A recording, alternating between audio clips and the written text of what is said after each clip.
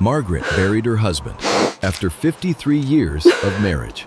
She thought the hardest part was over, but 2 weeks later, her own children sat her down and quietly took everything she had. The house she built, the savings she protected, even the car she still drove every morning. And when she asked, "What's left for me?" they handed her something they didn't want, an old broken farm and memories of a father who never knew how to love her. So she left, without a fight. But here's the question. What if the one place everyone thought was worthless was the only place that still remembered her? And what if the father she thought never loved her had been loving her all along? A thin October wind moved through the cemetery, carrying the scent of damp earth and fallen leaves. The sky hung low and gray, pressing down gently as if the world itself had grown tired. It was cold, but not enough to numb what Margaret felt. Margaret Lewis stood beside the casket, her hands clasped tightly in front of her, fingers pale from the chill. At 70, she had learned how to stand still in moments like this, how to endure without breaking in public. Her silver hair, cut just below her chin, was neatly tucked behind her ears, though the wind kept loosening a few strands. Her face held a quiet, practiced strength, the kind that comes from decades of putting others first. But her eyes, soft blue, now clouded with something heavier than grief, gave her away. 53 years of marriage had ended in a single morning, yet what unsettled her most was not the moment Frank died, but the silence that followed. Frank Lewis had been a large man, broad-shouldered even in his later years, with hands shaped by work and a voice that once carried easily across a room. He had built a construction business from nothing, one contract at a time, and Margaret had been there for every late night, every risk, every quiet victory. He wasn't expressive, he rarely said what he felt, but he was steady, predictable, safe. And Margaret had built her entire life on that sense of safety, without ever realizing how much she depended on it. The funeral passed the way such things always did, slowly, politely, almost mechanically. People came, offered condolences, spoke in softened voices as if grief required a certain volume. Margaret nodded when expected, thanked them when appropriate, and remained exactly where she needed to be. It was what people did. It was what she had always done. But 2 weeks later, everything changed. Margaret sat at the dining table in her son's house, her posture upright out of habit rather than comfort. The house was familiar. She and Frank had helped Daniel buy it nearly 20 years ago, but now it felt staged, like a place arranged for appearances rather than belonging. Neutral walls, clean surfaces, no trace of her. Daniel Lewis sat across from her, his back straight, his expression carefully controlled. At 48, he had grown into a man who carried his father's structure, but none of his warmth. His jaw was sharp, his shoulders still broad, but his eyes were different, focused, analytical, always calculating the next step. His dark hair had begun to thin at the temples, kept trimmed with precision. He worked in insurance, a profession that had shaped him into someone who believed in control above all else. Preparation, risk management, eliminate uncertainty. Somewhere along the way, he had learned to apply that thinking to people. Beside him sat Emily Lewis, Margaret's daughter, 45, composed in a way that looked effortless but never was. She was tall and slender, her long chestnut hair falling in soft, deliberate waves over her shoulders. Her skin was smooth, her makeup subtle, chosen to enhance rather than stand out. Emily worked in real estate, and she had mastered the art of sounding gentle while steering conversations exactly where she wanted them to go. Her smile was polite, her eyes were not. There was a folder on the table. Margaret noticed that first. "We wanted to talk about Dad's estate," Daniel began, his voice calm, measured, as if rehearsed. Margaret nodded slowly. "I expected that." Emily opened the folder, spreading documents across the table with careful precision. "We've been reviewing everything," she said softly, "just to make sure things are handled properly." Margaret looked at the papers but didn't reach for them. Something inside her tightened, not sharply, but steadily, like a thread being pulled loose. Daniel cleared his throat. "The house," he said, Dad added my name to the deed about 12 years ago. After his first heart episode, it was just practical. Margaret met his eyes. I remember. So, legally, Daniel continued, the house is mine. The words landed quietly, but their weight filled the room. I'm not asking you to leave immediately, he added, though his tone suggested otherwise. But it's a lot to manage. Property taxes, maintenance, it's not easy on your own. Margaret felt something cold settle in her chest. You want me to leave? Emily leaned forward slightly, her voice warm in a way that didn't quite reach her eyes. We just want what's best for you, Mom. We've looked at a few places, assisted living communities. They're beautiful. You'd be comfortable there. Comfortable. The word lingered. And the accounts? Margaret asked. Daniel glanced briefly at Emily before answering. We've moved them into a trust. For management purposes. We're overseeing it. You moved everything? We secured everything, he corrected. Emily added gently, You signed the papers last year, Mom, when Dad was in the hospital, remember? It was just easier at the time. Margaret didn't respond immediately. She did remember. She remembered sitting in a hospital room, exhausted, frightened, signing whatever was placed in front of her because someone had to make things easier. She had trusted them. Now she understood what easier had meant. And the car? She asked quietly. Emily's going to take it, Daniel said. You don't drive much anymore. I drive every day. We'll arrange transportation, he replied. There are services. Margaret looked at them then, not as her children, but as two people sitting across from her, making decisions about her life as if she were already gone. She searched their faces for something familiar, something she could still recognize. She didn't find it. Is there anything left? She asked. Emily hesitated. Daniel checked his notes. There's Grandpa's farm, Emily said, almost dismissively. In Oregon. It's not worth much. Back taxes. The house is falling apart. No one's interested in it, Daniel added. Margaret held on to that sentence longer than she expected. No one's interested. I'll take it, she said. Daniel frowned slightly. The farm? Yes. It's nothing, Mom. Then you won't miss it. Neither of them argued. For a brief moment, Margaret thought about speaking up, about reminding them who had built everything they were now dividing so neatly. She thought about raising her voice, about demanding to be heard. But the words never came, because something inside her already knew. It wouldn't change anything. She stood up slowly, smoothing the front of her coat out of habit. Her movements were steady, controlled, almost automatic. Inside, something had already shifted. Maybe love had never been loud in her life.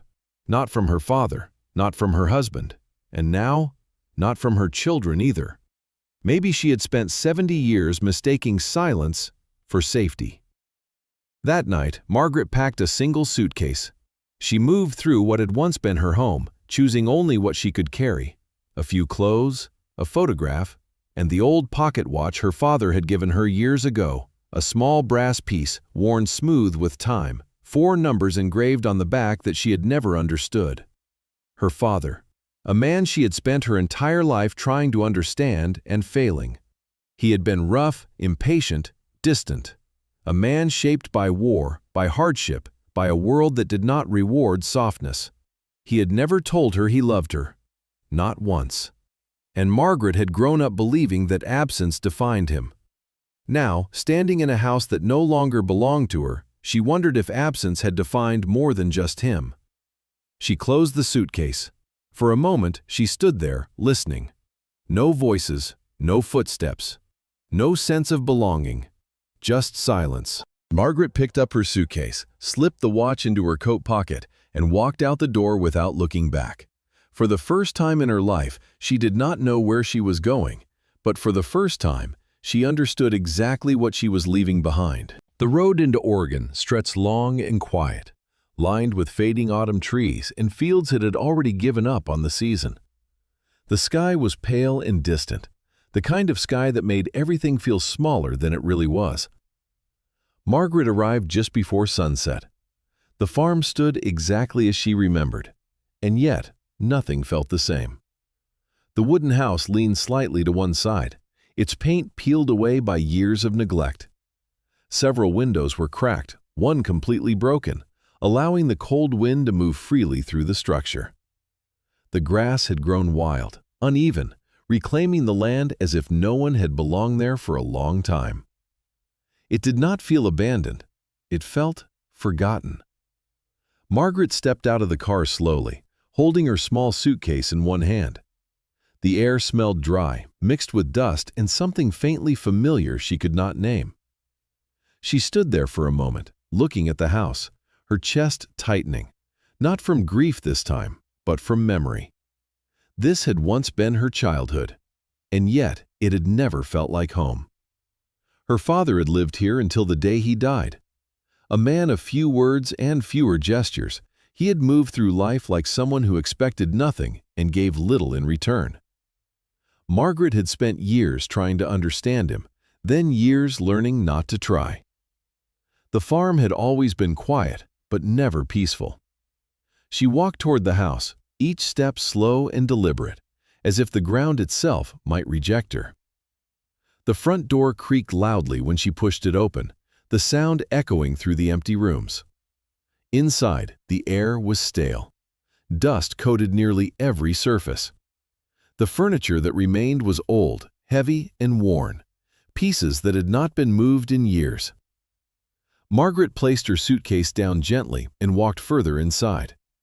Her fingers brushed against the edge of a wooden table, leaving a clean streak through the dust. For a brief moment, she imagined her father sitting there, silent as always, watching her without speaking. She exhaled slowly. "This place hasn't changed," she murmured, though it wasn't entirely true. It had changed, or maybe she had. Behind the house, the old workshop still stood. Margaret noticed it almost immediately, just beyond the back door, a small, separate structure with a slanted roof and weathered wooden walls. The sight of it stirred something sharper in her chest than anything inside the house had. She hesitated before stepping toward it. That place had taken her father away from her. As a child, she had watched him disappear into that workshop for hours, sometimes entire days, emerging only when necessary. He had never invited her inside, never explained what he was doing, and eventually she had stopped asking.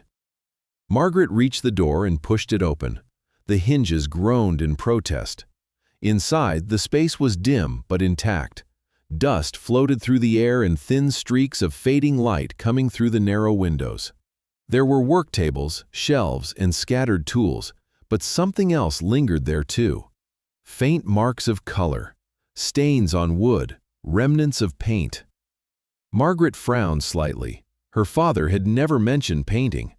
She stepped further inside, her eyes scanning the room more carefully now. There were old frames stacked against one wall, some broken, some empty. A few pieces of torn canvas lay in a corner, curled and stiff with age. Nothing complete, nothing whole. It looked like someone had removed something important. Margaret crouched down, picking up a small piece of canvas. There was a fragment of color on it, soft, precise, deliberate. Not random, not careless. It didn't belong to a man like her father, or at least, not the man she thought she knew. "You see it too, don't you?" The voice came from behind her. Margaret turned quickly. Standing just outside the workshop door was a man she had never seen before. He was in his mid-50s, tall in a grounded, unassuming way, with broad shoulders shaped more by years of labor than any effort to appear strong. His hair was a sun-faded brown, streaked lightly with gray, and his beard was short but uneven, as if trimmed more for practicality than appearance. His skin was tanned from long days under open skies, and his hands, large, rough, marked by small scars, rested loosely at his sides. He wore a worn denim jacket over a faded work shirt, dust clinging to the fabric. There was nothing polished about him, but his eyes were different. They were observant, still, and unexpectedly thoughtful. "I'm sorry," he said, lifting one hand slightly in a quiet gesture. "Didn't mean to startle you." Margaret stood up slowly, still holding the piece of canvas. "Who are you?" "Caleb," he replied. "Caleb Ward." He nodded toward the land behind the house. "I work the fields down the road. Been keeping an eye on this place. No one's been here in years." His voice was calm, steady, carrying the natural rhythm of someone used to long stretches of silence. Margaret studied him for a moment. There was no intrusion in his posture, no curiosity that crossed into disrespect, just presence. "I'm Margaret," she said finally. "This was my father's place." Caleb nodded once, as if that confirmed something he had already suspected. His gaze shifted briefly past her, into the workshop, then back to the piece of canvas in her hand. "He painted," Caleb said. It wasn't a question. Margaret hesitated. "No," she replied instinctively. "He didn't." Caleb didn't argue. He simply stepped closer to the doorway, glancing around the room again. "My wife used to paint," he said quietly. "Years ago, before she passed." There was no performance in his voice when he said it, just a statement, simple and final. "She had an eye for things," he continued. "Details most people miss." He gestured slightly toward the canvas in Margaret's hand. "That kind of stroke, that's not accidental." Margaret looked down at it again. For the first time, she wasn't dismissing it. "I've seen something like that before," Caleb added, his voice thoughtful now. "Not here, in a gallery, long time ago." Margaret felt something shift again, small but undeniable. "You think this means something?" she asked. Caleb met her eyes, steady. "I think it already does. You just don't know what yet." The wind moved through the open doorway, carrying dust and the faint scent of old wood. Margaret turned slowly, looking around the workshop again, not as a place she had resented, but as something else entirely, something unfinished. "I was going to clean it up," she said, almost to herself. Caleb nodded. "Then I'll help." Margaret looked at him, surprised. "You don't even know me." Caleb gave a small, almost invisible shrug. "Don't need to." There was something disarming about that. He didn't ask questions, didn't offer explanations. Just stepped inside, picked up an old broom leaning against the wall, and began clearing a path through the dust. Margaret watched him for a moment. Then, quietly, she joined him.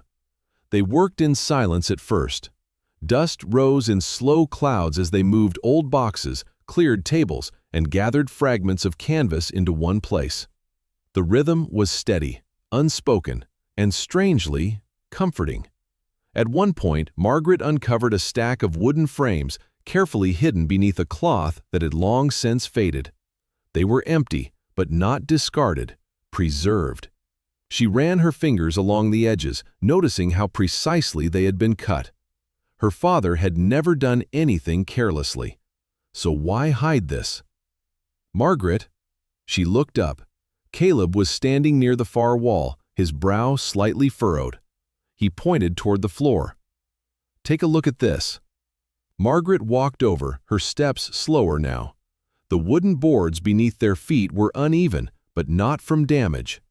One section was different, slightly newer, more solid. It didn't match the rest of the room. Margaret stared at it, something in her chest tightening again. But this time, it wasn't pain. It was recognition, or maybe the beginning of it. For the first time in her life, she wasn't remembering her father as the man who had kept his distance. She was starting to see him as someone who had been hiding something. And for the first time, she wasn't sure which version of him was true. The wood gave way slower than expected. Each plank resisted, as if it had been holding its secret for decades and wasn't ready to let go. Caleb worked carefully, sliding a rusted pry bar beneath the edge of the first board, applying steady pressure instead of force. Margaret stood close, watching every movement, her hands clenched together in front of her chest, not from fear, but from anticipation she didn't fully understand. The workshop was quiet, except for the dry creak of wood separating from wood, dust rising in thin, wavering lines through the fading light. When the first plank finally lifted, it revealed a darker layer beneath, cleaner, tighter, untouched by time. This was sealed on purpose, Caleb said quietly, his voice lower now, more focused. His earlier calm had shifted into something sharper. Not excitement, not yet, but recognition. They removed the second plank together, then the third. Beneath them, a square outline began to form, too precise to be accidental, too deliberate to ignore. Margaret felt her pulse quicken. By the time the fourth plank came free, the shape was unmistakable. A hatch. It sat perfectly aligned with the floor, its edges nearly invisible unless you knew where to look. The wood was smoother than the surrounding boards, darker in tone, preserved in a way that suggested it had not been touched in years, but also that it had been protected. Caleb crouched lower, brushing away the remaining dust with his sleeve. His rough hands slowed, almost reverent now. "There's a lock," he said. Margaret stepped closer. It wasn't modern, not electronic, not reinforced with steel. It was mechanical, small, circular, built directly into the hatch itself. 4 rotating dials, worn but intact. For a moment, neither of them spoke. Margaret stared at it. 4 numbers. Something tightened in her chest, not sudden, not sharp, but inevitable. Her hand moved instinctively toward her coat pocket. The watch. She pulled it out slowly, the old brass surface catching what little light remained in the workshop. The engraving on the back, 4 numbers she had carried for years without meaning, felt heavier now. Caleb watched her, silent. "You've seen that before," he said, not as a question. Margaret nodded faintly. "My father gave it to me. I never knew why." She turned the watch over in her hand, her thumb brushing over the engraved digits. They had always seemed random, decorative maybe, or meaningless. Now they didn't. Her fingers hesitated over the lock. "I don't know if this is right," she whispered. Caleb didn't move. "You'll know when you try." Margaret exhaled slowly. Then she began to turn the dials. Each number clicked into place with a soft, mechanical precision that echoed louder than it should have in the quiet room. The first digit, then the second. Her breathing grew shallower. The third. Her hands trembled slightly, not from weakness, but from the weight of what she might uncover. The fourth. She paused. For a moment, the world felt suspended. Then she pressed down gently on the hatch. A soft internal shift answered her. And then, a click. It was not loud, but it was final. Margaret closed her eyes briefly, as if steadying herself against something she could not yet see. When she opened them again, Caleb was already reaching forward, helping her lift the hatch. The wood rose slowly, releasing a breath of air that had been trapped for years. It smelled faintly of oil paint, not fresh, old, aged, lingering. The kind of scent that doesn't disappear, it settles into walls, into memory. Beneath the hatch, a narrow staircase descended into darkness. The steps were wooden, worn at the center from use long ago, but still solid. The space below swallowed the light from above almost immediately.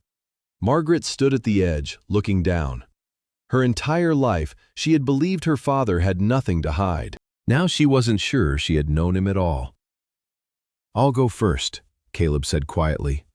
Margaret shook her head. "No." Her voice was calm but firm. "This is mine." She stepped forward before she could change her mind. The first step creaked under her weight, but held. Then the second, then the third. Caleb followed close behind, one hand lightly brushing the wall, the other holding a small flashlight he had taken from his jacket pocket. When he switched it on, a narrow beam cut through the darkness, revealing just enough to move safely, but not enough to understand what waited below. The air grew cooler as they descended, thicker. The scent of paint became stronger. Margaret felt it before she fully recognized it, not just as a smell, but as something familiar, something she had ignored her entire life without realizing it. At the bottom of the stairs, the space opened. Caleb angled the light outward, and for a moment, neither of them spoke. The walls were covered, not with clutter, not with scraps, with paintings, dozens of them, large canvases, carefully arranged, leaning against the walls or mounted in precise order. Some were framed, others raw, but all of them carried the same unmistakable quality, the same controlled, deliberate hand Margaret had seen in the torn fragment upstairs. Her breath caught. "This," Caleb said under his breath, his voice no longer steady. "This isn't just a hobby." Margaret didn't respond. She was already moving, slowly, carefully, as if the space itself required respect. The beam of light followed her as she stepped closer to the nearest painting. It was a portrait, a young girl, no older than 10. Standing in a field, her hair pulled back loosely, strands caught in the wind. Her dress was simple, slightly worn. Her expression, quiet, uncertain, but watchful. Margaret froze. It was her.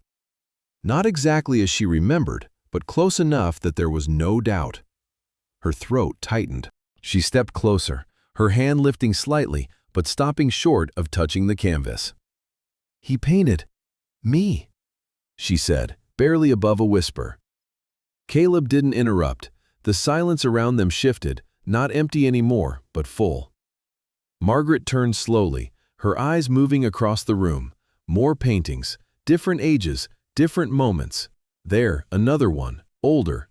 Sitting by the window in the farmhouse kitchen, her face turned slightly away, unaware she was being observed. And another, walking along the edge of the field. And another, standing outside the workshop. Each one captured something she had never seen in herself, but that someone else had. Someone who had been watching, all along. Margaret felt something inside her break, not violently, not suddenly, but completely. All those years she had believed her father had been distant, uncaring, absent, and yet, he had seen her. Every detail, every change, every moment she thought had gone unnoticed. "He never said anything," she whispered, her voice unsteady now. "Not once." Caleb stepped closer, his eyes still moving across the paintings, absorbing what they meant. "Some people don't know how to say things out loud," he said quietly, "so they find another way." Margaret swallowed hard. Her eyes returned to the first painting, the girl in the field. She looked lonely, but not invisible. For the first time in her life, Margaret understood something she had never allowed herself to consider. Her father hadn't ignored her, he had just loved her, in a way she didn't understand. Tears filled her eyes, but she didn't wipe them away.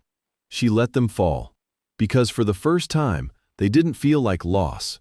They felt like something being returned. Margaret took a slow step back, her gaze still fixed on the walls around her. "This place," she said softly, almost in disbelief. "This is his life." Caleb nodded once, his voice quieter than before. "And now, it's yours." Margaret stood in the center of the room, surrounded by the truth she had spent 70 years missing. And for the first time, she wasn't standing in the absence of love.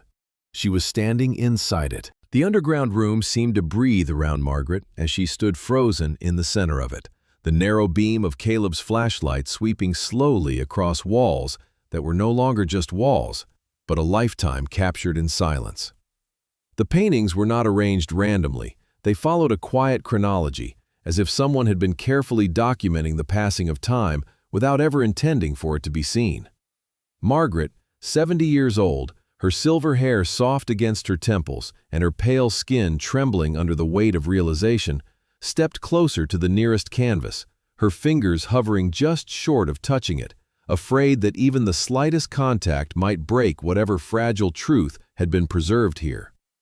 The young girl in the painting, no more than 7 or 8, stood in a field behind the farmhouse, her small hands clutching the hem of a dress, her eyes searching for something beyond the frame. And Margaret felt her breath catch because she remembered that dress, though she had never remembered being watched. Caleb stood a few steps behind her, his broad frame steady, his weathered face softened by the dim light, his rough hands holding the flashlight with surprising gentleness. He did not speak immediately. He had spent years around soil, seasons, and silence, and he understood that some discoveries demanded space rather than words. His eyes moved slowly from one painting to another, recognizing patterns not just in brushwork, but in intention. "He saw everything," Caleb finally said, his voice low, almost respectful, as if they were standing inside a place that required reverence. Margaret did not answer. She had moved to another painting, herself as a teenager, sitting alone on the porch steps, her shoulders slightly hunched, her gaze turned away from the house. She remembered that day, too. It had been one of the first times she had felt the sharp, quiet certainty that her father did not understand her. And yet, here it was, proof that he had seen her more clearly than anyone else ever had. As she moved deeper into the room, the paintings grew more complex, more layered. There were moments she had forgotten entirely. A quiet morning where she had laughed alone while chasing a stray dog through the yard. A night where she had cried silently in her room after an argument that now seemed trivial. A moment where she had stood at the edge of the fields, staring into the distance as if waiting for something that never came. Each canvas held not just an image, but a feeling, captured with such precision that Margaret felt exposed in a way that was almost unbearable. "Why didn't he ever say anything?" she whispered, her voice trembling, her hands now pressed tightly against her chest, as if trying to hold herself together. Caleb stepped closer, his boots soft against the wooden floor, his presence steady but unobtrusive. "Some men," he said quietly, "especially men from that time, they weren't taught how to say things, not the things that mattered." Margaret shook her head slightly, though she wasn't disagreeing, she was struggling. "But he could have tried," she said, her voice breaking. "He could have said something, anything." Caleb's gaze shifted briefly to one of the larger canvases on the far wall, a portrait of Margaret as a young woman, standing in the doorway of the farmhouse, light falling across her face in a way that made her look both strong and unbearably alone. "Maybe this was him trying," Caleb replied, "just not in a way you could hear back then." Margaret turned toward the painting, her eyes filling with tears, and for the first time, she began to understand that silence was not always absence. It could be a language that simply required a different way of listening. Near the back of the room, partially hidden behind a row of stacked canvases, Margaret noticed something different. A small wooden desk, simple but carefully placed, as if it had once been used regularly. She moved toward it slowly, her steps hesitant, but drawn by something she couldn't yet name. The desk was worn, its surface marked by years of use, but unlike the rest of the workshop above, it had been kept clean, almost protected. A single drawer sat slightly ajar. Margaret reached for it, her fingers trembling, and pulled it open. Inside, there was a folded piece of paper, yellowed with age, but preserved carefully, as if it had been meant to survive. She hesitated before unfolding it. For 70 years, she had lived with a version of her father that had been defined by distance, by harshness, by the absence of warmth. Opening this letter meant risking that version, either confirming it or destroying it completely. Caleb did not move. He simply stood nearby, his quiet presence anchoring her in the moment. Finally, Margaret unfolded the paper. The handwriting was firm, deliberate, unmistakably her father's. The words were simple, almost painfully so. He wrote about the war, about how, during those years, artists were seen as unnecessary, even shameful, men who did not contribute in ways that mattered. He wrote about fear, not for himself, but for his family. He wrote that he had learned to stay quiet, to become smaller, to hide parts of himself so that his family would not be judged, would not suffer because of him. And then, almost as an afterthought, he wrote about her. Not in long sentences, not in grand declarations, but in short, careful lines. He wrote that she was the only thing that had ever made him feel like he had done something right. He wrote that he did not know how to speak to her, that every time he tried, the words felt wrong, too heavy, too fragile, as if they might break something instead of fixing it. So he painted. Because painting was the only place where he did not feel afraid of saying too much, or too little. Margaret's hands began to shake as she read the final lines. He had never written the words, "I love you." Not directly, but he had written, If you ever see these, then maybe you will understand what I could never say out loud." The letter slipped slightly in her hands as tears blurred her vision. For a moment, she could not breathe. The weight of 70 years of misunderstanding pressed against her chest, not as pain, but as something heavier, something that felt like truth finally finding its way through. She sank slowly to her knees in the center of the room, the letter still in her hand, her shoulders trembling as the first sob escaped her. It was not a quiet cry. It was the kind that came from deep within, from a place that had been held shut for far too long. Caleb did not try to stop her. He stepped back slightly, giving her space, his eyes lowered not out of discomfort, but out of respect. He understood that this moment did not belong to him. Margaret's tears fell freely now, each one carrying with it a piece of the past she had carried alone for too long. I thought he didn't love me," she said between breaths, her voice breaking apart as it formed the words. Caleb lifted his gaze again, his expression steady, grounded. "He did," he said quietly, "just not in a way you were taught to recognize." Margaret looked around the room again, but this time she did not see absence. She saw presence everywhere. In every brushstroke, in every shadow, in every careful detail that had captured her life without her ever knowing. The loneliness she had carried for decades began to shift, not disappearing, but changing shape. It was no longer proof of something missing. It was proof of something she had not understood. For the first time in her life, Margaret did not feel like a daughter who had been overlooked. She felt like someone who had been seen, completely, quietly, and without interruption, for an entire lifetime. And as she sat there, surrounded by the truth her father had left behind, she realized that love did not always arrive in words.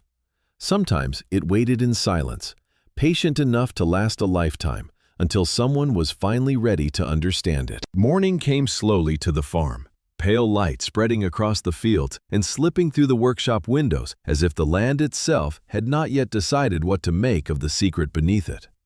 Margaret had not slept much. She had sat at the kitchen table for most of the night, with her father's letter unfolded beside a chipped ceramic mug, reading the same lines again and again until the words no longer felt like ink on paper, but like something living that had waited 70 years to reach her. At dawn, the grief she carried felt different from the grief she had known at her husband's funeral or in Daniel's dining room. It was not emptier, it was fuller. It had shape now, and memory, and meaning. She no longer felt like a woman standing at the edge of what had been taken from her. She felt like a daughter standing at the threshold of what had been left behind. Caleb arrived just after sunrise with a thermos of coffee and the same quiet steadiness that had made his presence feel trustworthy from the beginning. The cold air reddened his cheeks, and the lines around his eyes were more visible in morning light. Up close, there was a tiredness in him that came not from laziness or defeat, but from a life spent working without complaint. He was the sort of man people overlooked because he did not announce himself. But Margaret was beginning to understand that quiet people often carried the heaviest histories. He found her in the workshop, sitting on an overturned crate, the letter folded carefully in her lap. "You should eat something," he said. Margaret looked up at him and gave a faint nod, but her thoughts were elsewhere. "You were right," she said after a moment. "About him, about the paintings." Caleb did not answer immediately. He unscrewed the thermos, poured coffee into 2 tin cups, and handed her one. "No," he said gently. "I only knew there was something there. You're the one who finally saw it." They spent the morning below ground, moving carefully through the room again, this time with less shock and more attention. Margaret began to notice details she had missed in the first wave of emotion. Some of the canvases were unsigned, but not carelessly so. Her father had hidden his identity on purpose. Others contained a tiny mark worked subtly into the paint near the lower edge of the frame, a symbol so small most people would never notice it. Caleb crouched in front of one landscape and narrowed his eyes. "There," he said, pointing with one rough finger. "Same mark again." Margaret knelt beside him.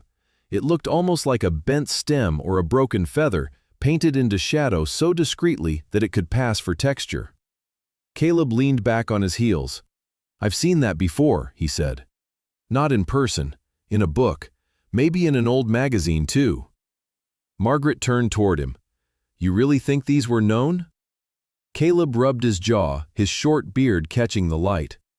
"Not these exact paintings, but the style, the mark, the way he uses light on faces. I think your father may have been painting under another name." By afternoon, Caleb had made a call from his truck, the only place on the property where reception came and went in narrow, stubborn bars. The person he called was not a dealer, not a buyer, and not someone who chased headlines. That mattered to him. He told Margaret he knew a woman in Portland who had once run a small restoration studio and still did consulting work for collectors and museums. "She's not flashy," he said, "which is exactly what you need." Her name was Evelyn Price, and when she arrived the following day, Margaret understood at once why Caleb trusted her. Evelyn was in her early 60s, tall and spare, with silver blonde hair cut close to her jaw in a clean, practical line. Her skin was fair and lightly freckled, her posture straight without stiffness, and she wore a charcoal coat over dark trousers, with the neat restraint of someone who had spent her life around valuable things and learned not to perform awe too early. Her eyes were gray, cool, and attentive, but not cold. She had the habit of pausing before she spoke, as though she respected silence enough to let it finish first. Years earlier, a fire had destroyed part of the studio she built with her husband, and from that point on, Caleb explained later, she stopped romanticizing art and started protecting it. Evelyn listened more than she talked. She let Margaret describe what they had found without interrupting, then asked only practical questions. How dry was the underground room year-round? Had there been any sign of flooding? Had anyone handled the canvases before now? Did the letter mention dates, materials, names? When Margaret handed her the letter, Evelyn did not read it immediately. Instead, she asked to see the paintings first. The three of them descended into the hidden room together, Caleb holding the light, Margaret carrying a smaller lantern, Evelyn bringing cotton gloves and a notebook that already looked half full before she wrote a word. The moment she stepped into the room, something changed in her face. Not greed, not spectacle, recognition. She walked slowly, stopping first at the childhood portrait in the field, then at the porch painting, then at a later canvas Margaret had not noticed before, herself in her 20s, seated at the kitchen sink late at night, her face turned toward the black square of the window. Evelyn inhaled quietly, then exhaled even slower. "This is no amateur work," she said. She spent nearly 3 hours below ground. She examined the backs of frames, the weave of canvas, the layering of paint, the way certain pigments had aged, the consistency of the hidden signature mark. At one point, she removed her glasses, cleaned them, and put them back on as if her eyes had momentarily refused what they were seeing. Margaret stood back and watched, hands folded tightly, not yet ready to want anything from the outcome beyond clarity. Caleb, who usually filled silence with useful motion, stayed still. Finally, Evelyn sat down on the small stool near the desk, notebook in hand, and looked directly at Margaret. "I need to be careful with what I say before formal authentication," she began. "But I can tell you this much. The style, the recurring symbol, the emotional architecture of these portraits, this is remarkably close to the body of work associated with the anonymous painter known as Elias Vale." The name meant nothing to Margaret. Caleb, however, went very still. Evelyn saw it and nodded. "Yes," she said, "that Elias Vale."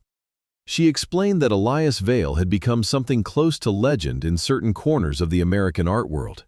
No confirmed photograph, no verified biography. A handful of paintings surfaced between the late 1940s and early 1960s through discreet private channels, and each caused the same reaction. Critics called them intimate, devastating, psychologically exact. Then the work stopped appearing, and speculation filled the void. Some believed Vale had died. Others believed he had gone mad, or left the country, or destroyed his own collection. "If these are what I think they are," Evelyn said, glancing around the hidden room, "then the story people told about that disappearance was wrong. He didn't vanish, he withdrew." Margaret's throat tightened. Her father, who had lived and died on this farm as if the world expected nothing from him, had once unsettled the art world under a different name and then buried the proof beneath the floor. The number came later, and even then Evelyn spoke it with restraint, as though the scale of it offended the intimacy of the room. Taken together, with proper authentication, provenance, conservation, and careful handling? She paused. Tens of millions, perhaps more, depending on how many works are unknown to the market. Caleb let out a slow breath through his nose. Margaret did not move. The figure entered the room and seemed to dissolve before it reached her. She looked not at the paintings as assets, but at the one nearest her, the kitchen window portrait. The brushwork around the jaw, the tiredness in the shoulders, the understanding. He painted apologies, she said softly, more to herself than to either of them. Evelyn looked at her then, and whatever professional distance she usually kept shifted into something gentler. Yes, she said, I think he did. Still, practical matters would not wait forever. Evelyn insisted on photographs, condition notes, climate readings, and a basic inventory before anyone else was contacted. She recommended a secure storage strategy, but also urged Margaret not to move the paintings too quickly. Sometimes secrecy preserves value better than steel doors do, she said. Margaret surprised herself by agreeing at once. She was not thinking about auctions, she was thinking about stewardship. Over the next few days, she worked with Caleb and Evelyn in a rhythm that felt less like business than care. They cataloged the works room by room, grouped by apparent period, identified fragile canvases, and separated those that required immediate stabilization. Margaret learned the discipline of looking longer. She stopped seeing only herself in the paintings and began seeing her father in them too. In the patience of the light, in the refusal to flatter, in the tenderness hidden inside restraint. But secrets of that size do not stay still for long. Evelyn had been discreet, exactly as Caleb promised, yet discretion has edges. She needed archival contacts, a material specialist, and access to old sale records tied to the Elias Vale name. She trusted only two people for the early stage of the work. One of them was a registrar in Seattle who owed her a favor and knew how to keep his mouth shut. The other was a conservation photographer who had worked on private collections for estates that valued privacy more than reputation. Both were careful. Neither was careless. But information, once moved, has a way of leaving traces. A request here, a date there, a quiet inquiry attached to a forgotten alias. Somewhere beyond the farm, small invisible threads have begun to move. Margaret felt the first warning not from a phone call, but from the shift in the atmosphere around them. Caleb noticed it too. People in town looked a little longer when Margaret came into the hardware store. The owner, who had barely glanced at her the first time, now asked if she was settling in well, with a tone that suggested he already suspected the answer mattered. A delivery driver slowed at the entrance to the property and looked toward the workshop before pulling away. Nothing obvious, nothing actionable, but the edges of privacy were thinning. Evelyn, who had come back for a second visit with archival sleeves and humidity monitors, said it plainly before she left. "Word isn't out," she told Margaret. "Not yet, but something is moving. From this point on, every step matters." That night, Margaret stood alone in the hidden room for a long time. She held the letter in one hand and looked at the paintings in the half-light, feeling the strange collision of tenderness and danger. The world would call this a treasure. The market would call it a discovery. Experts would call it a lost body of work. But standing there, Margaret knew the truth was simpler and harder than any valuation. This was her father's life translated into image because he had been too wounded by his time, his fear, and his own silence to speak it plainly. It was not just a legacy, it was an apology that had outlived him. And now that the world was beginning to sense it existed, she understood something with sudden clarity. Loving it would require protecting it. The news did not arrive at the farm like a storm. It came quietly, the way all dangerous things seem to come now. Through small signals, subtle shifts, and a tightening of the world just beyond Margaret's reach. A second call from Evelyn, more cautious this time. A question from the registrar that felt too pointed. A stranger's car slowing just a little too long at the edge of the property. Margaret did not need confirmation to understand what was happening. Information had begun to move. and where information moved, people followed. Daniel and Emily returned 3 days later. They did not call ahead. Margaret saw their car from the kitchen window just before noon, a polished, dark sedan that looked out of place against the uneven dirt road and weathered structures of the farm. For a moment, she did not move. The letter lay folded on the table beside her, no longer a source of pain, but something steadier, something that felt like ground beneath her feet.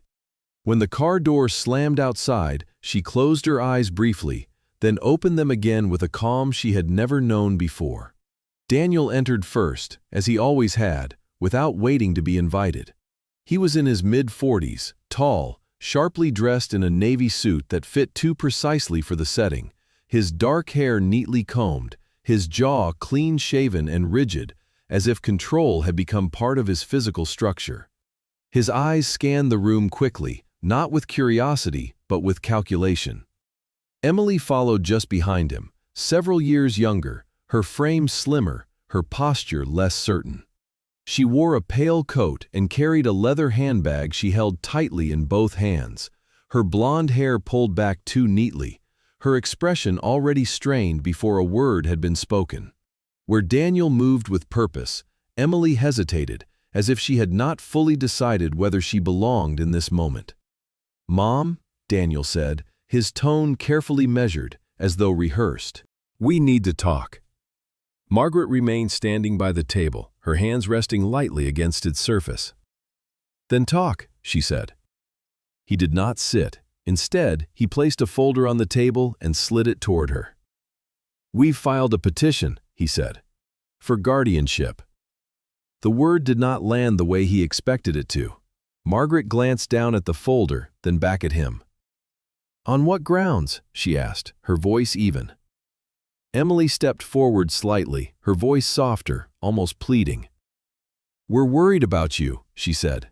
"You're alone out here, making decisions about things you don't fully understand. This situation with the paintings, it's too much. People could take advantage of you."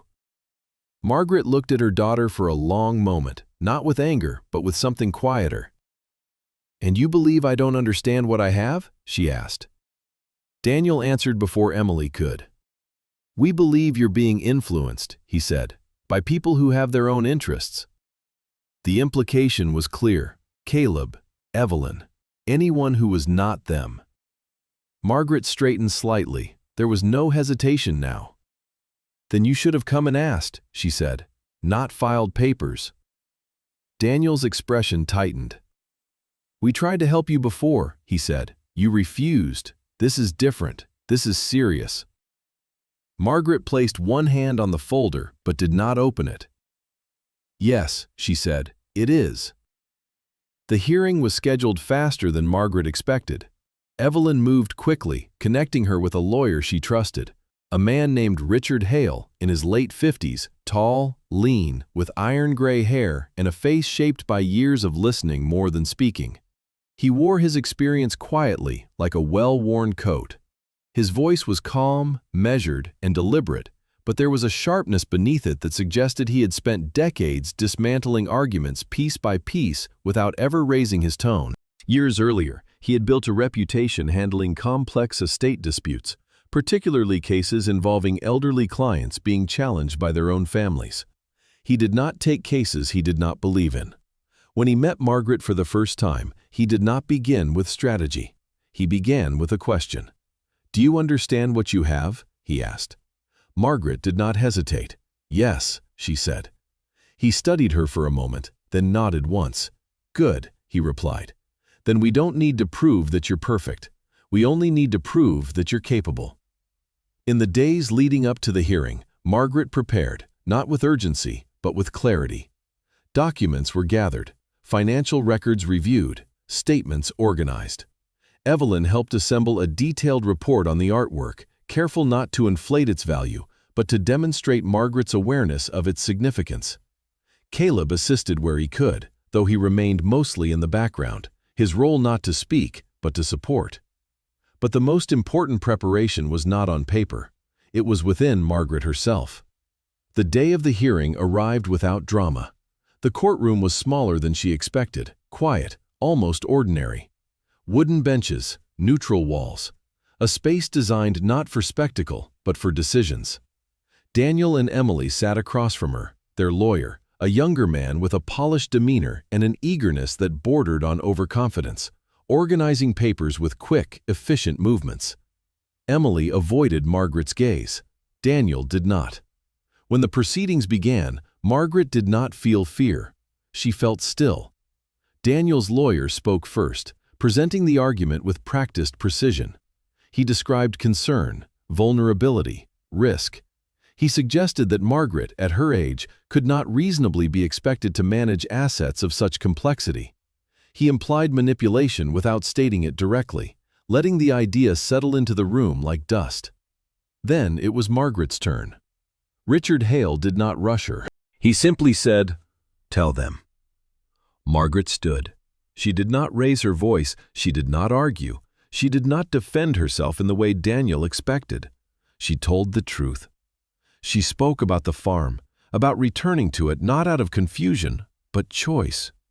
She described the discovery of the paintings not as a sudden windfall, but as something she had taken the time to understand. She explained, clearly and without embellishment, the steps she had taken since then, the consultations, the documentation, the decisions she had made and why she had made them. She did not speak about money, she spoke about responsibility. "I know what these paintings are," she said, "and I know what they are not. They are not something to be rushed. They are not something to be fought over. And they are not something I am incapable of understanding." There was a pause. Then she added, more quietly, "For a long time, I believed I didn't have control over my own life. I was wrong, and I will not make that mistake again." The room was silent. The judge, a woman in her 60s with composed features and steady eyes, watched Margaret carefully. She asked a series of questions, each one direct, each one designed not to trap, but to reveal. Margaret answered every one without hesitation. When the decision came, it was brief. The petition was denied. Margaret remained where she stood for a moment longer, as if allowing the words to settle into something real. Across the room, Daniel's expression hardened, the control he had carried beginning to fracture at the edges. Emily's composure broke more visibly, her shoulders tightening, her eyes filling with tears she tried unsuccessfully to contain. Margaret did not look at them immediately. When she finally did, it was not with anger. It was with clarity. This time, nothing had been taken from her. And for the first time in her life, she understood something with absolute certainty. Control was not something given. It was something claimed. The decision did not come to Margaret all at once. It formed slowly, like light returning after a long winter, hesitant at first, then steady, then undeniable. In the days following the court's decision, the farm no longer felt like a place she had retreated to. It felt like a place that had chosen her back. The silence was no longer empty, it held intention. And for the first time in her life, Margaret understood that what she did next would not be shaped by fear, loss, or the expectations of others, but by something far more difficult to carry: choice. Evelyn returned one afternoon with updated notes, her movements as precise and deliberate as ever, though there was a softness in her tone that had not been there before. She stood in the workshop beside several carefully arranged paintings, reviewing documentation with Margaret, while Caleb worked quietly in the background, reinforcing shelves and adjusting lighting with a practical focus that came naturally to him. "You have options," Evelyn said,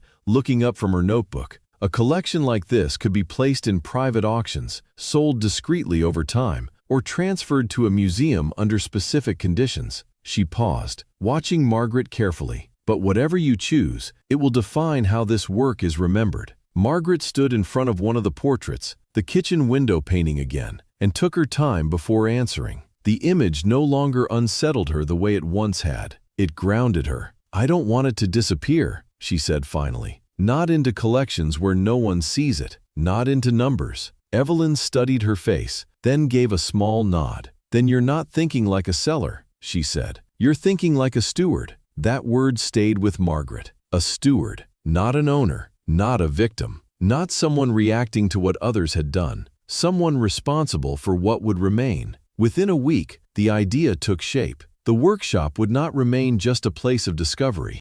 It would become a space of meaning. With Caleb's help, Margaret began transforming the old structure into something new. Not polished, not modern, but intentional. They cleared sections of the room, repaired the flooring above the hidden entrance, and carefully selected which paintings could be displayed safely without compromising those that required controlled conditions. Caleb approached the work with quiet dedication, his large hands surprisingly gentle as he handled tools and materials. He measured twice, cut once, and rarely spoke unless something needed to be said. But when he looked at the paintings, there was something almost reverent in his expression. "You're not just fixing a building," Margaret said to him one evening, as they stood side by side, looking at the newly cleared space. Caleb wiped his hands on a cloth, glancing at the walls. "No," he said, "we're making a place people can feel something they didn't expect." Margaret smiled faintly. "You always talk about art like that?" He shrugged. "Not always, just when it matters." The name came later, not from a plan, but from a memory. Margaret found it in one of her father's old notebooks, a phrase written once in the margin beside a rough sketch, "The quiet room." It was not grand, it was not designed to impress, but it was honest. And that was enough. Word began to spread again, but this time it moved differently. Not through legal whispers or cautious inquiries, but through quiet recommendations. A retired teacher from a nearby town visited first, a woman named Helen Carter, in her late 60s, short and round-shouldered, with soft gray curls and kind eyes magnified slightly by thin-framed glasses. She had spent most of her life teaching literature and carried herself with the gentle attentiveness of someone used to listening more than speaking. She walked slowly through the space, stopping in front of each painting longer than most people would. At one portrait, a younger Margaret sitting on a porch, her face caught between light and shadow, Helen stood still for nearly a full minute. When she finally spoke, her voice was quiet. "He saw you," she said. Margaret felt something shift inside her at those words. "Yes," she replied, "he did." Helen returned the following week, and then again after that, bringing with her a former colleague, then a neighbor, then someone else who had heard about the place through quiet conversation. No advertisements were placed, no announcements made. The space grew not through attention, but through resonance. Evelyn visited occasionally, reviewing environmental conditions and advising on preservation, but she did not interfere with Margaret's choices. She understood that this was no longer about value in the conventional sense. It was about continuity. Caleb remained constant. He never asked for recognition, never asked for a share. When Margaret once offered to compensate him formally, he shook his head. "If I needed money, I'd be doing something else," he said simply. "I'm here because this matters." Margaret did not argue. She had learned to recognize sincerity when she saw it. Weeks passed. Then, one afternoon, Emily returned. This time, she came alone. Margaret saw her walking up the path from the road, her pace slower than before, her posture less rigid. She was dressed simply now, without the careful precision she had worn during the confrontation. Her hair was loosely tied back, a few strands falling out of place, her face pale but unguarded. When she reached the doorway, she stopped. "I didn't call," Emily said quietly. Margaret nodded. "No," she replied, "you didn't." There was a long pause. Then Emily stepped inside. She looked around the space, not quickly, not with calculation like Daniel had, but carefully, almost cautiously, as if she were trying to understand something she had never taken the time to see before. Her eyes lingered on the paintings, on the light, on the quiet. "I was wrong," she said. Margaret did not respond immediately. Emily swallowed, her hands tightening slightly at her sides. I thought this was about control, about money, about winning something." She shook her head faintly. "I didn't see what it actually was." Margaret watched her, not with suspicion, but not with easy forgiveness either. "What is it?" she asked. Emily looked at the nearest painting, then back at her mother. "It's a life," she said. "Yours, his, everything that wasn't said." Margaret felt the truth of that settle between them. "I don't expect you to forgive me," Emily continued, her voice quieter now, "but I want to try to understand, if you'll let me." Margaret turned slightly, her gaze moving across the room before returning to her daughter. "Understanding takes time," she said. Emily nodded quickly. "I know. And trust takes longer." Emily's eyes filled, but she did not look away. "I know that too." Margaret stepped aside from the doorway. It was not an embrace. It was not a resolution. But it was not a closed door. Emily walked in slowly, and that was enough. Later that evening, after Emily had left, Margaret stood alone in the space once more. The paintings surrounded her, not as questions anymore, but as answers she had finally learned how to hear. She thought about everything that had happened, the loss, the betrayal, the silence, the discovery. And she understood something she had never fully grasped before.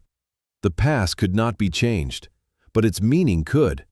She had spent most of her life reacting to what had been done to her. Now, for the first time, she was choosing what to do with what remained. And in that choice, she was no longer defined by what she had lost.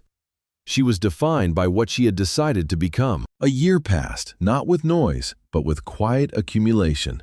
Of footsteps, of voices softened by reflection, of moments that did not demand attention yet changed everything they touched. The farm no longer felt isolated. It had become a destination, though no sign on the road announced it. People arrived not because they were told to, but because something about the place reached them before they ever saw it. The dirt road remained uneven, the buildings still weathered, but there was a quiet life moving through it now, measured, respectful, and real.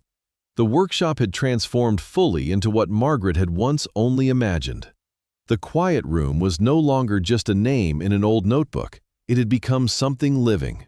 The walls carried carefully curated selections of her father's work, each piece positioned not to impress, but to speak. Soft, natural light filtered through restored windows, guided intentionally to fall across the paintings in ways that revealed rather than overwhelmed. The hidden room below remained protected, its contents preserved with discipline and care, accessible only when necessary, as if guarding not just art, but memory itself.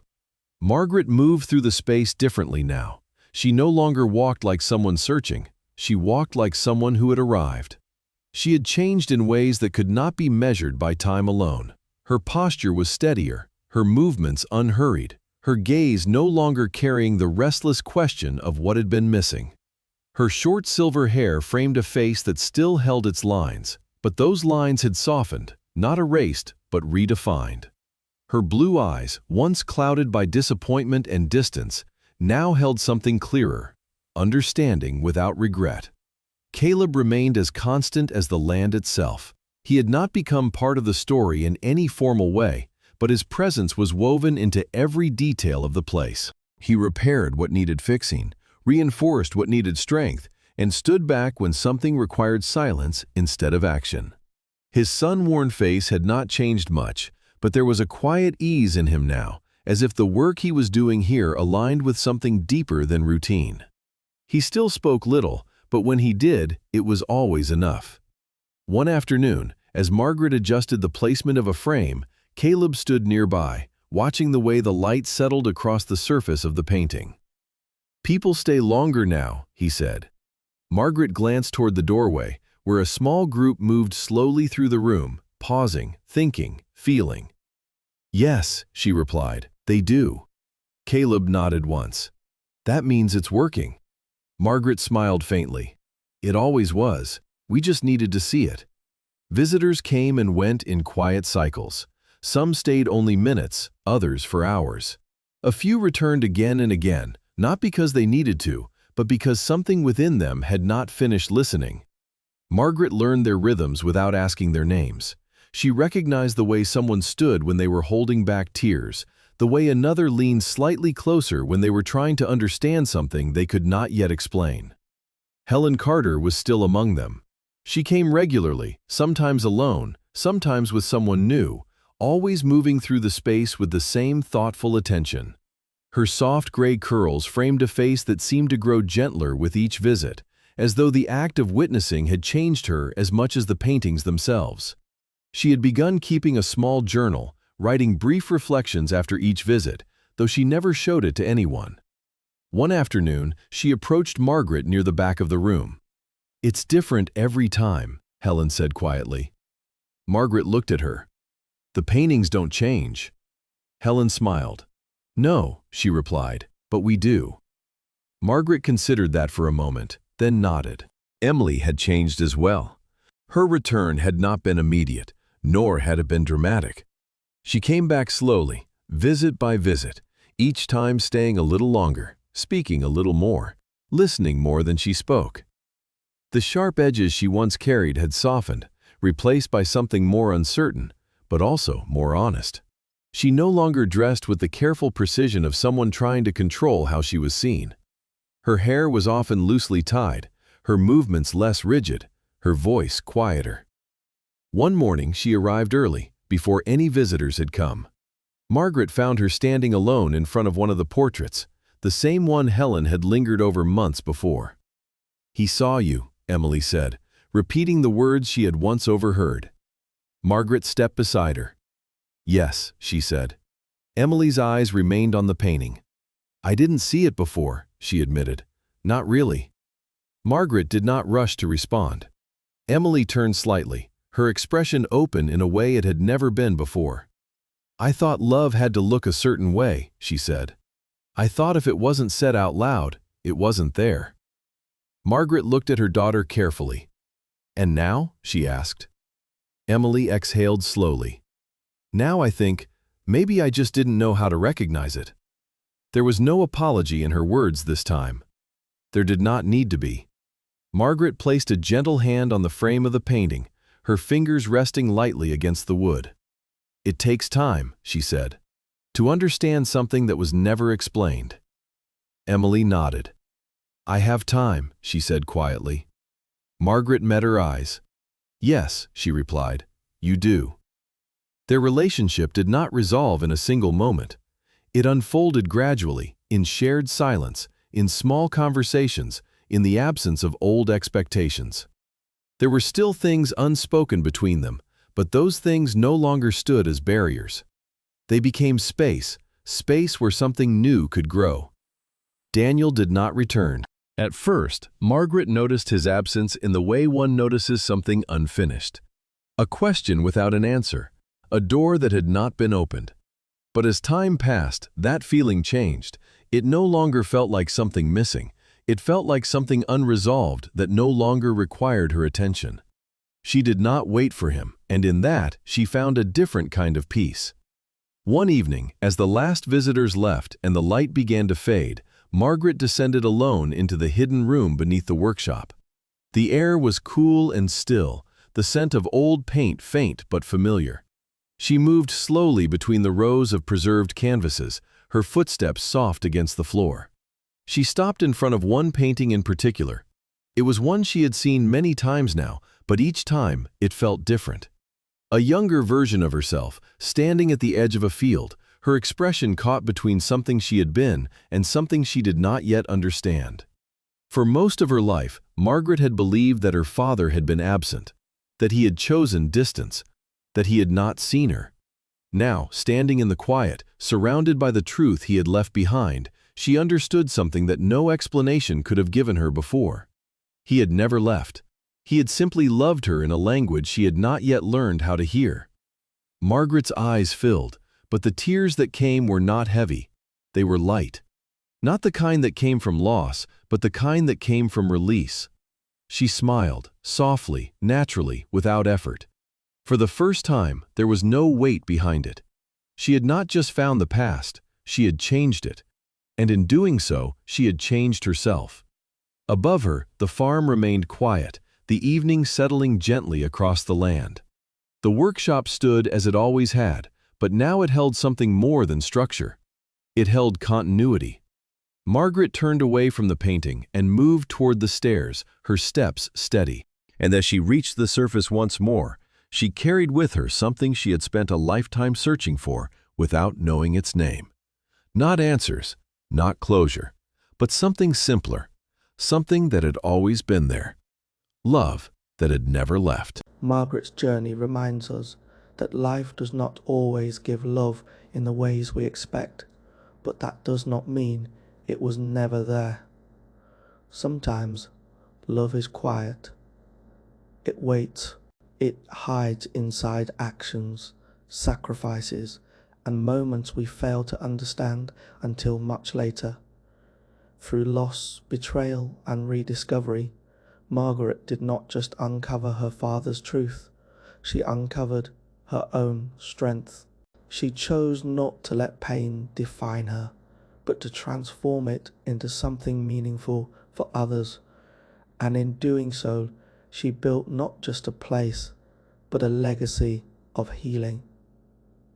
If this story touched your heart, take a moment to reflect on the love in your own life, the kind that may not always be spoken, but is always present.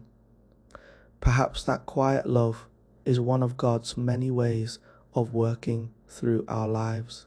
If you believe in second chances and quiet miracles, share this story, leave a comment, and subscribe. May God bless you, bring peace to your heart, and fill your life with love that never leaves.